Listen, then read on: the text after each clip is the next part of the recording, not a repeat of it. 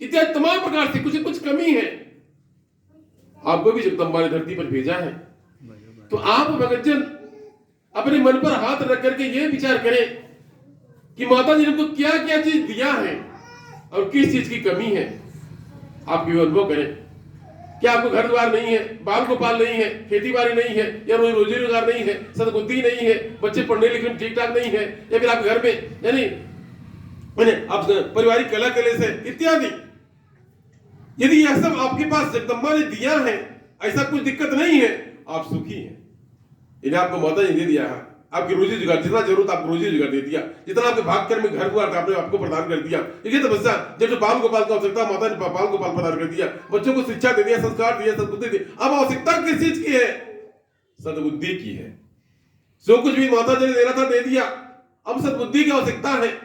अब इसके बाद में हर किसी को देखने को मिलता है, आदमी सोचता है काम पूरा नहीं होता, रोजी पूजी में बरकत नहीं होता, घर में किसी का तकलीफ रहता, गिरा पड़ा रहता, यानी सब लोग परेशान रहते। कहीं जादू टोना आ गया, भूत बिहार आ गया, गणित आ गया, किसी कहीं जादू टोना करा दिया, या फिर कहीं कुछ उल्टा सीधा आ गया इत्यादि। इस प्रकार से तमाम प्रकार की समस्या, ये तो कारण है, फिर भी होता है।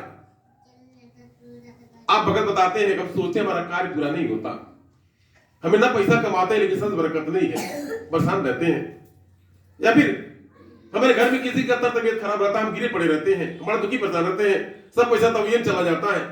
या फिर घर में कुमति कुबुद्धि है, आपस में पति माता पिता पत्नी भाई बच्चे आपस में लड़ाई झगड़ा करते हैं इस तरीके से। तो फिर किस कारण से दुखी हैं? भगत वही जानना चाहता है, हम किस कारण से दुखी हैं, क्यों परेशान है, क्यों दुखी हैं। इतना कर रहे हैं लेकिन हमारा व्यवस्था ठीक नहीं हो रहा, इतना प्रयास करने आगे नहीं बढ़ रहे, कुछ कारण ढूंढता है। कौन कारण सही है में उस कारणों को खोजने के लिए कोई सुगति कराने के लिए गया, कहीं जादू टोना करा दिया तो बढ़ता, कहीं कर्तव्य कोई करा दिया, कहीं किसी ने गणत कर दिया, कहीं से भूल भी आ गया। इस तरीके से अब उस आवश्यकता व्यवस्था को लेकर के किसी कारण भगवता उलझ गया। अब बिना कारण के कोई मतलब कोई परेशान नहीं है, तो समझ में वही कारण जगदम्बा के द्वारा पंचमा दरबार में दूर किया जाता है। अब किस कारण से दुखी है, उस कारण का पता लगा करके उस कारण का निवारण बताया जाता है, निवारण किया जाता है, और आप अगर दरबार से लग जाते हैं, जुड़ जाते हैं। आज यही कारण पंचमा दरबार से अपरंपार भीड़ है। तो आप किस कारण से दुखी हैं, माता जी ने क्या आपको नहीं दिया है, उसके लिए आराधना विधि प्रार्थना करें। मेरे कहने का तात्पर्य है, यदि जगदम्बा ने आपको सुखी बना करके भेजा है धरती पर मृत्यु लोक में, आप जगदम्बा से आराधना करें, हे माता, हे जगतजननी जगदम्बा महामाया माता पंचमा वाली, कभी आपका दरबार न छूटे, आपकी भक्ति भाव से हम वंचित रह रहे हैं। हमारे घर में जिस प्रकार से आपकी छत छाया है, छाया बनी है, इसी प्रकार से सद्बुद्धि रहे, हमारे बाल गोपाल पढ़ाई लिखाई में आगे बढ़े, हम कुछ करें, हमारे घर पर हमें सद्बुद्धि दे।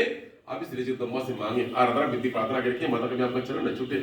और यदि आप भगतजन दुखी परेशान होकर भटक रहे, भूत प्यार जादू टोना टोटका तमाम प्रकार के कारण, तमाम सुगति भगति आपने कराया, और आपके जीवन में उसी चीज की कमी का कमाई बरकत नहीं होता, सोचते काम पूरा नहीं होता, तो भी माता जी तुम दरबार से लग जाए, जुड़ जाए कि आपको आवश्यकता है, कमी है।